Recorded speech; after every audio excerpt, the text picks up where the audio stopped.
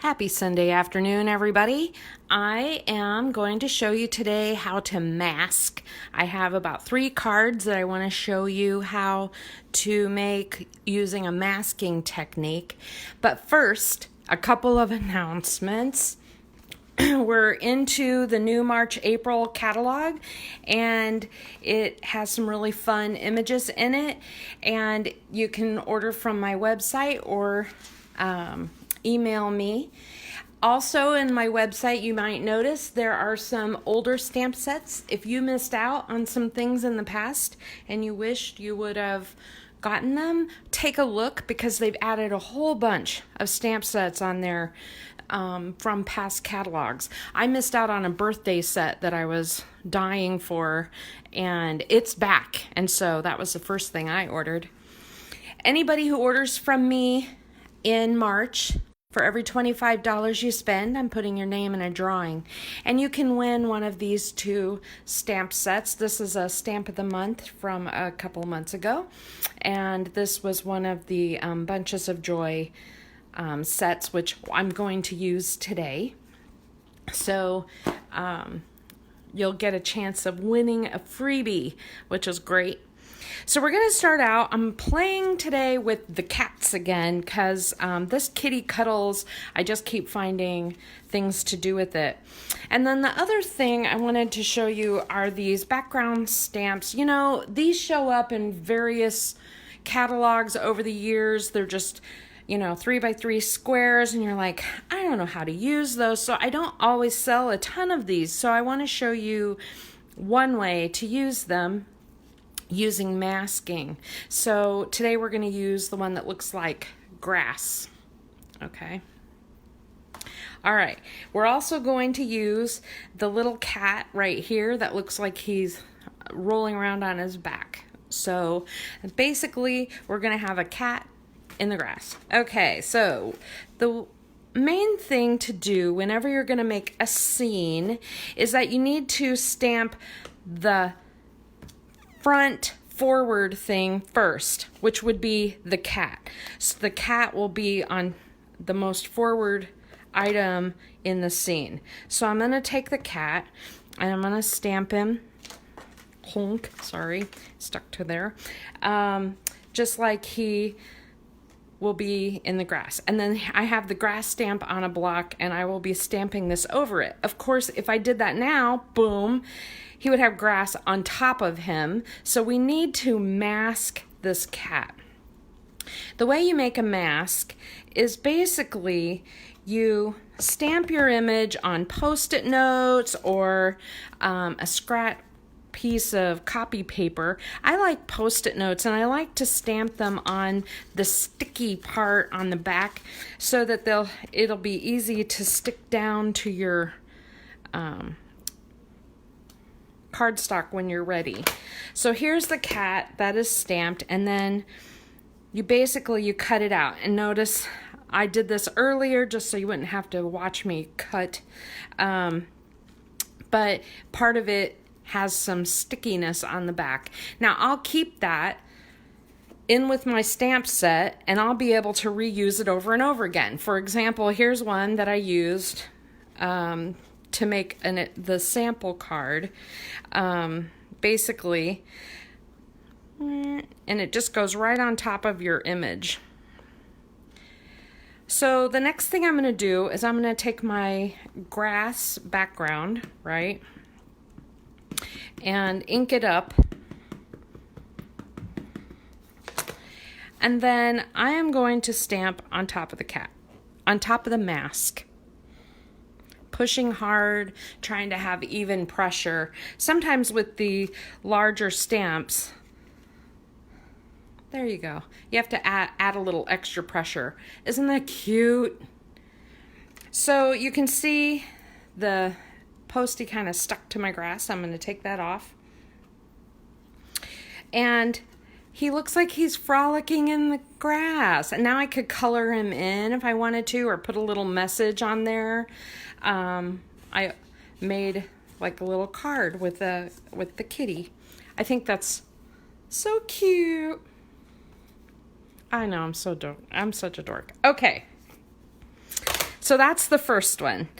That is basic masking, and that's, you know, everybody could probably figure that out. But the people who stamp the scenery, they are really doing you something very nice by masking a scene. So again, here I am with a piece of cardstock, and we're going to use the little butterfly stamp from that Bunches of Joy set. It's right there. You could use the bee, whatever. So basically, the main thing is I'm going to get the grass. And I'm going to make kind of a, well, let's see if I can do this better. There, that's better.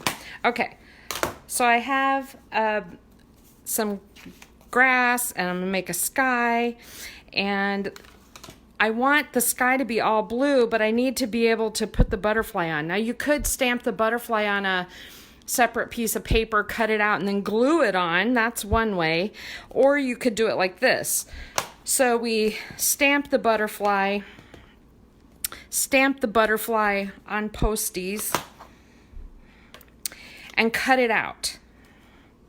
Okay. I already have one that's cut out and ready. And then you put it over the top. Notice I didn't do all the fancy cutting. If you look at it, I didn't cut out the antenna and all of that. I just cut out, I want to block the wings. Okay? And then again, I will just cover that up. This is a makeup sponge. I have a lot of different kinds of sponges. I've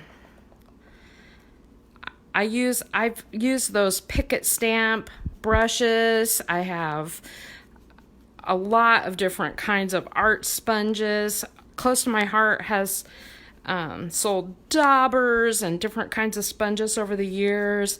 And I just keep going back to these cheap makeup sponges because I don't feel guilty throwing them away when they're all done.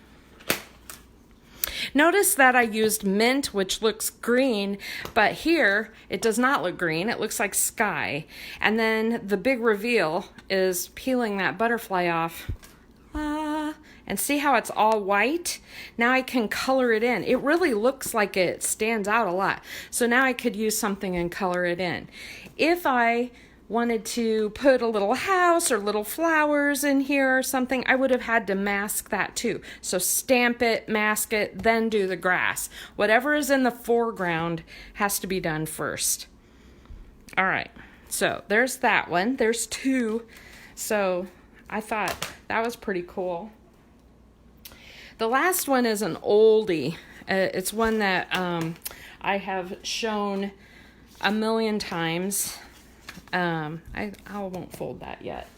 But basically, you use a piece of just copy paper, really thin, or Post-it paper, and you're going to make, you're just going to make a slope. Okay? So, you just want to cut a slope. There is no magic to this. It's just however you want it to look. And I'm going to put it down. I'm going to use the New England ivy. Now the cool thing about this, these are just some trees. Now these are old trees, obviously on a wooden block still, but you can use any tree from any set. These just happen to be my favorites of all time, and so I thought today I'm using them. So when you stamp it the first time, it'll be a dark image, and then tap, tap, tap it, and it'll be lighter in the background. So dark, tap, tap, tap, tap. Dark, tap, tap, tap.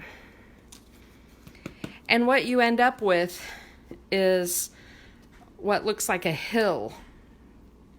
And you could even, stamp some in the foreground if you wanted to make them look even different. And then the other thing I want to do, now I'm going to use Glacier, which is essentially very close to mink. It's just a little darker. It doesn't matter which one you use, but I want to make a little sky again with my makeup sponge. And I don't have to mask the trees this time because it just doesn't really show. It doesn't like make the trees look weird or anything. So you can make a sky. And then the last part of this is I like to put a message.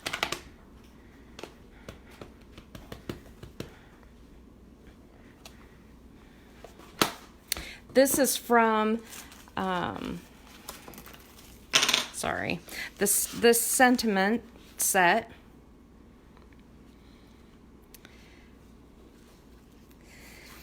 And then to add even more to this, I'm using a shimmer pen. This is the clear shimmer pen. And I'm going to make I'm going to go around that edge to add some shimmer. And I'm also going to add some to the trees. So it looks like snow. I know everybody's over snow. I get it. But it just looks so cool. So I'm going to show that to you close up and see if you can see the shimmer. You can kind of see the ridge. I think it ends up looking really cool. And if you really wanted to do even more than just shimmer, you could put glue there and add glitter. So I think that makes a really neat card. And that, did that take me 2 minutes? I'm not really sure. It wasn't very long. So that's masking. So this mask, I just cut a slope and I just left enough for my message. So I could have used any of these messages. I could have used thinking of you or congrats or thank you, whatever would have fit there. I could have made that even lower. I think it's cool. I think my favorite, here's the original one I made. I think my favorite is still the cat in the grass. I think he's really cute. I didn't color him in yet, but I'm going to. And I think that this is a fun technique of masking. I wanted to mask a whole bunch of things for you. The last thing I just want to show you is on these background texture stamps. One thing, just a few ideas. So you can just randomly stamp them, you can just kind of randomly stamp them, kind of like we did with the trees, to do like a background over a whole card and try to avoid the harsh lines. And then the other thing that people do is they'll take a solid stamp, and then tap it onto a texture and get a texture onto their solid stamp. That works really good. I don't have one with me, of course, but that works really well with alphabets if you want a textured alphabet, or if you want like those big solid flowers. You know how we have a lot of those stamps that are like a big solid blob looking stamp? Those work great on this. So you ink it up in the color that you want and then tap it onto your plain texture, and then when you stamp it on your paper, it'll have that texture on it. So that would look kind of neat for a lot of our alphabets and flowers and things like that. So think about it. Show me what you make. I'd love to see it. I think that it's a little late to be doing a snow scene, so I should have come up with something springy, but I just can't get this winter stuff out of my head yet. I'm sorry. Again, anybody who buys $25 or more gets added into a drawing, and you get to choose your stamp set. And if you already have both of these, I'll come up with another solution for you, so don't worry. Thanks a lot. Have a good afternoon. Bye, Pam.